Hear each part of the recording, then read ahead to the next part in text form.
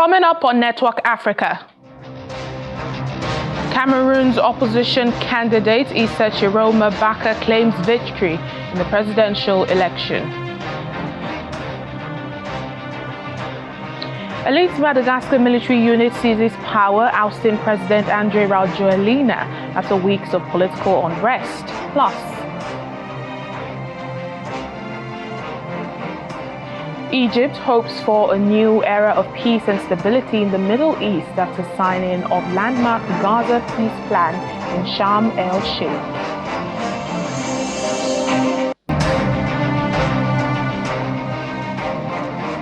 Hello and welcome to the program today. I'm Layo Olarinde. We begin in Cameroon, where the leader of the opposition Front for National Salvation, Issa Tchiroma, has declared himself the winner of the October 12 presidential election, challenging the 43-year rule of President Paul Biya. In a video statement released, Mr. Bakari urged President Biya to concede defeat, calling for a peaceful transfer of power and declaring the election a historic moment for democratic change in Cameroon. Well, vote counting is still underway following Sunday's presidential election, in which 92-year-old incumbent Paul Biya is seeking an 8th consecutive term in office. The official results are expected to be announced by the Constitutional Council by October 26 at the latest.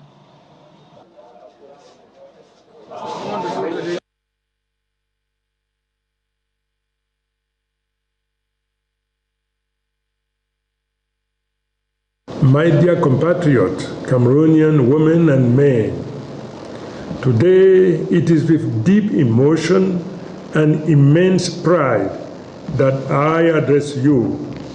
Together, we have written history. Throughout this campaign, I saw a Cameroon standing tall.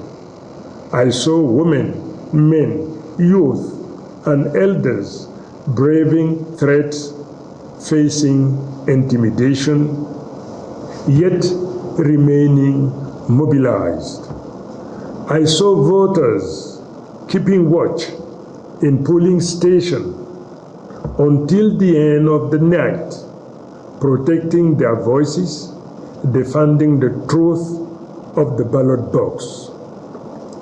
This courage, this determination will forever remain engraved in the memory of our nation.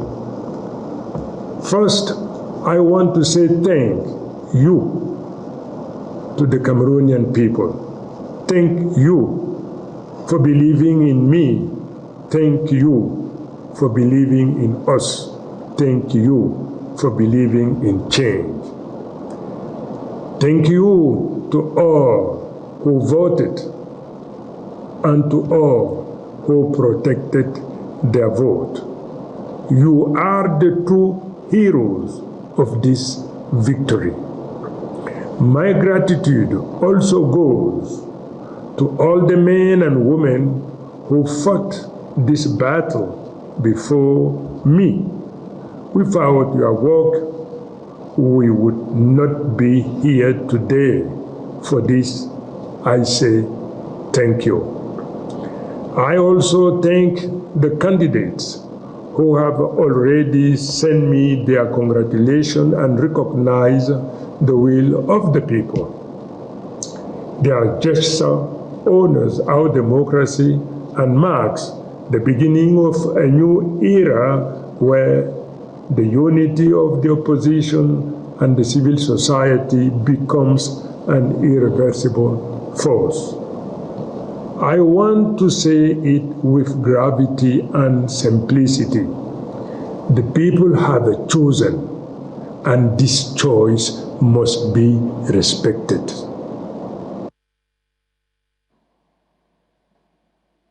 A Kenyan police officer stationed at one of the gates of the president's official residence in the capital, Nairobi, has died after being shot with an arrow.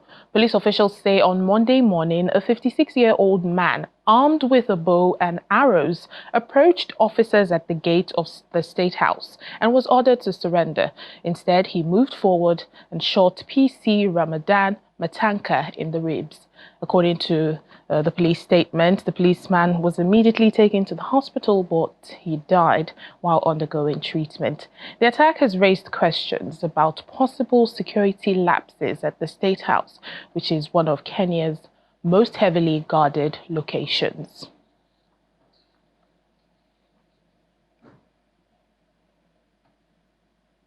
Well, let's get more on this story. Joining us now is Kenyan journalist Cyrus Ombati. He joins us from Nairobi. Hello, Cyrus. Thank you for joining us.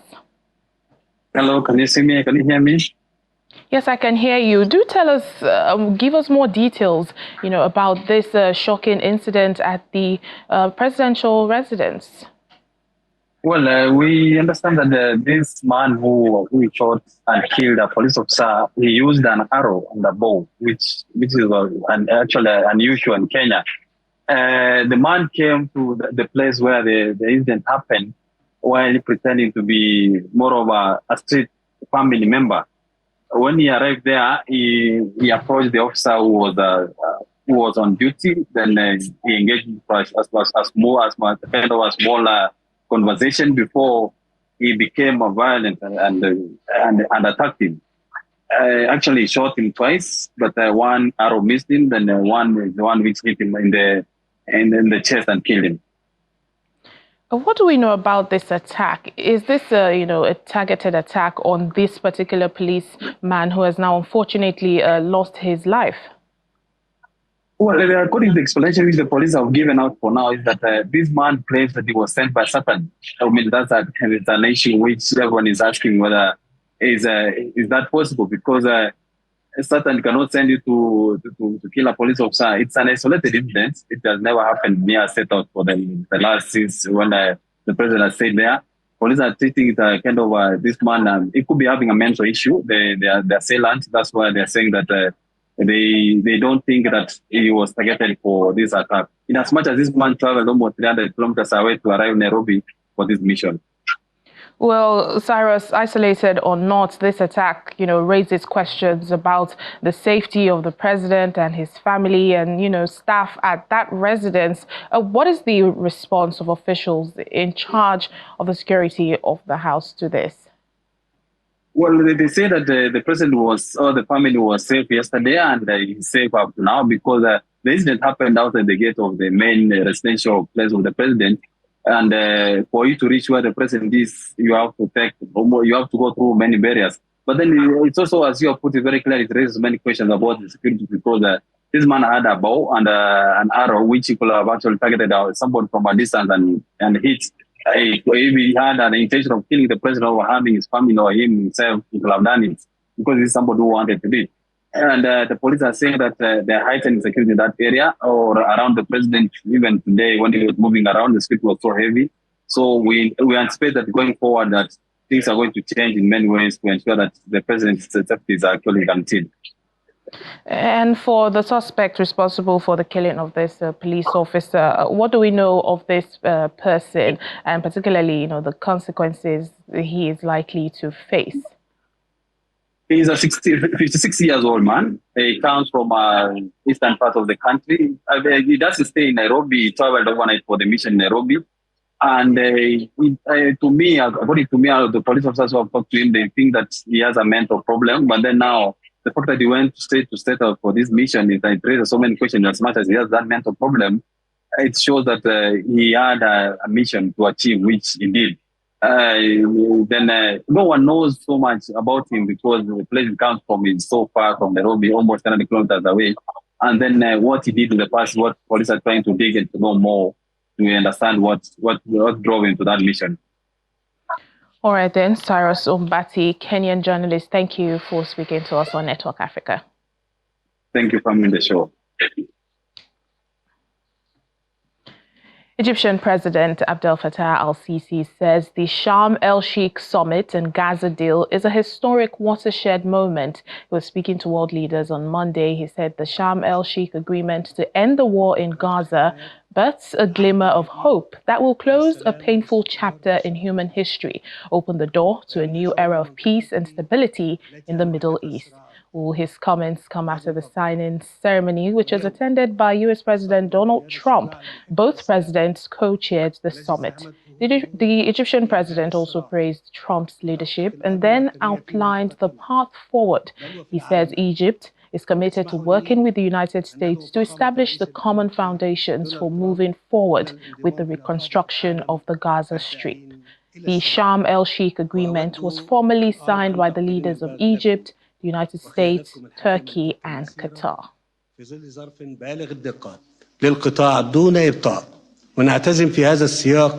At this historic watershed moment, where we have collectively witnessed the reaching of the Sharm el-Sheikh agreement to end the war in Gaza and the birth of a glimmer of hope that this agreement will close a painful chapter in human history, open the door to a new era of peace and stability in the Middle East, and grants the peoples of the region, exhausted by conflicts, a better future.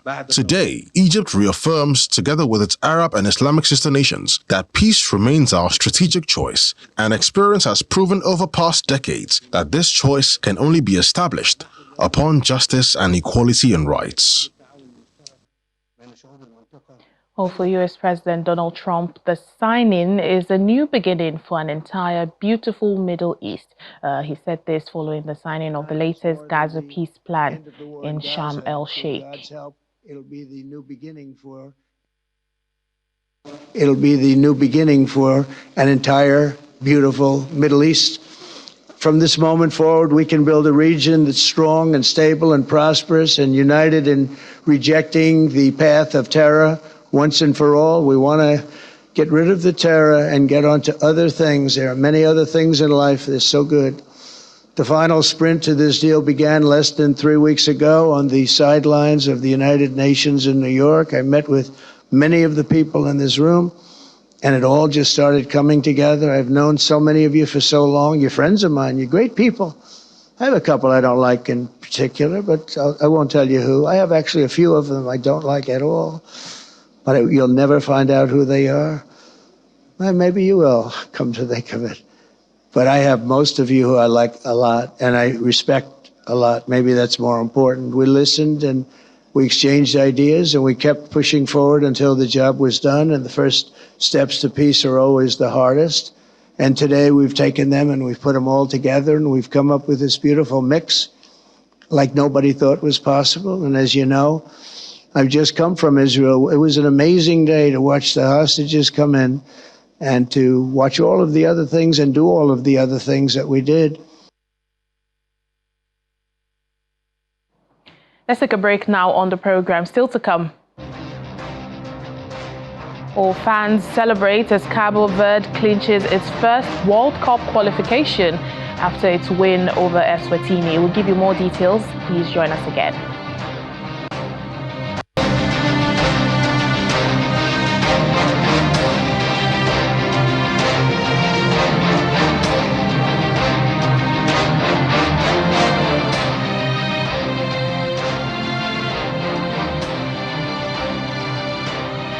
Welcome back to the program. We continue in the island nation of Madagascar, where an elite military unit says it has taken power, ousting President Rajoelina.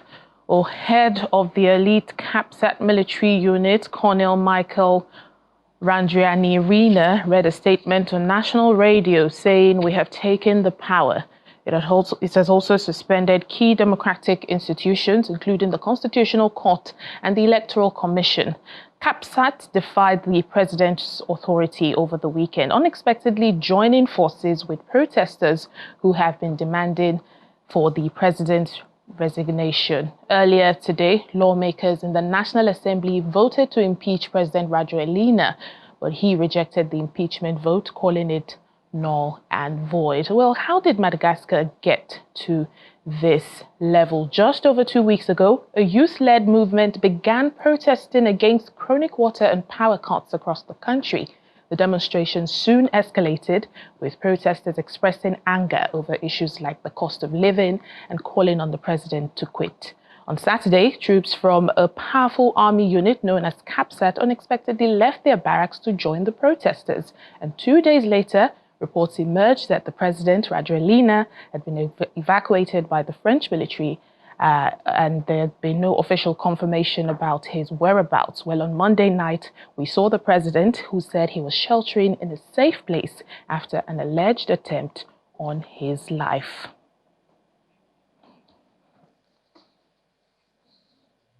Well, we're here in Nigeria. In a groundbreaking achievement for African healthcare, Professor Kingsley Ekweme has successfully performed the first urolift procedure in West and Central Africa. The minimally invasive treatment is for men suffering from enlarged prostate, a condition that affects millions of aging men. But beyond the headlines is a story of hope, innovation, and a man determined to bring global standards home. Our correspondent Kelly Egiga reports. In the heart of Africa's most vibrant city, a quiet revolution in men's health is underway, especially at the Prostate Clinic, Lagos, where innovation meets compassion.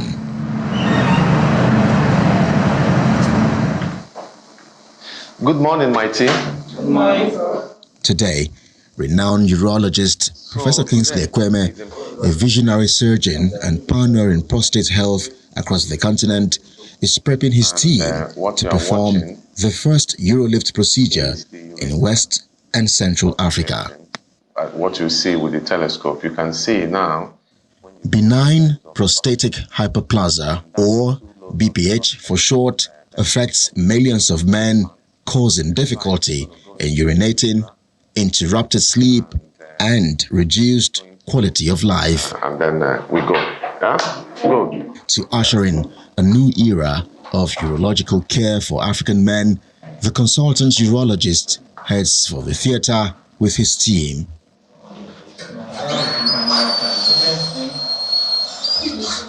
And after about half an hour, the first urolift procedure in the region is done and dusted.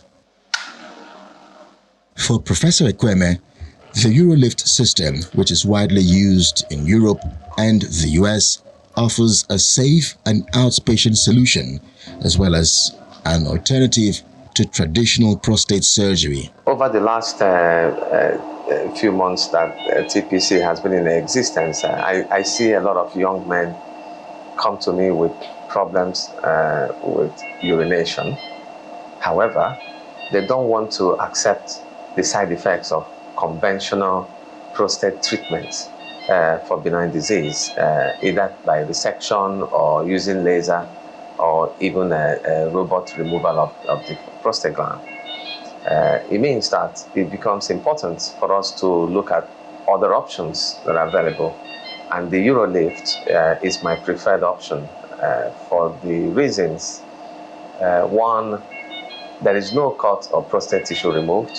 Secondly, you keep your erection and keep your ejaculation. And so that's a good option for such men who find it unacceptable to have retrograde ejaculation, which is the case after conventional prostate treatments, that your sperm doesn't come out and you can't father a child naturally. From surgical theaters to patient hearts, Professor Kingsley Ekweme is making history, but there is more.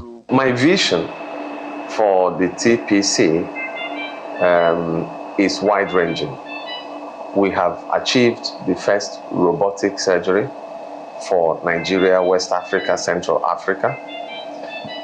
And we have done nearly 50 procedures successfully without any problems. And now we have introduced the urolift for benign prostate enlargement, which is the first in Africa. But we're not stopping there. My intention is to further take prostate cancer minimally invasive treatment further. At a time when many patients travel abroad for advanced medical care, Professor Kingsley Ekweme is helping reverse the trend by bringing world-class urological innovation directly to the continent. Kelly Egiga, Channels Television News. Well, Cabo Verde has clinched a historic first qualification for the FIFA 2026 World Cup, beating Eswatini 3-0 in their last group match to top the standings ahead of Cameroon and also to complete their campaign. Well, celebrations filled the air at the Estadio Nacional de Cabo Verde Stadium in Praia on Monday as the country made history by securing its first ever World Cup qualification. The island nation located off the African coast becomes the second smallest country to qualify for the prestigious football tournament. Well, some 25 years ago, the country rarely played international football, but now heads to the next year's finals in North America as one of the 9 African representatives. They join Morocco, Tunisia, Egypt, Algeria, and Ghana, which have already qualified. And as we end the program today, here's our fun fact about the continent, and it's in Cabo Verde. Did you know that the country is the 3rd largest nesting site for the loggerhead sea turtle in the world? This sea turtle is a vulnerable species that is protected there. And due to a large number of citizens living abroad, there are more people from Cabo Verde living outside the country than within the country.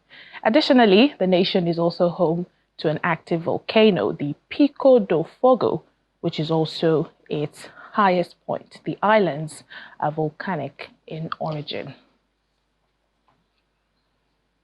And that's it on the program for today. Thank you so much for watching. I'm Layo Olarinde.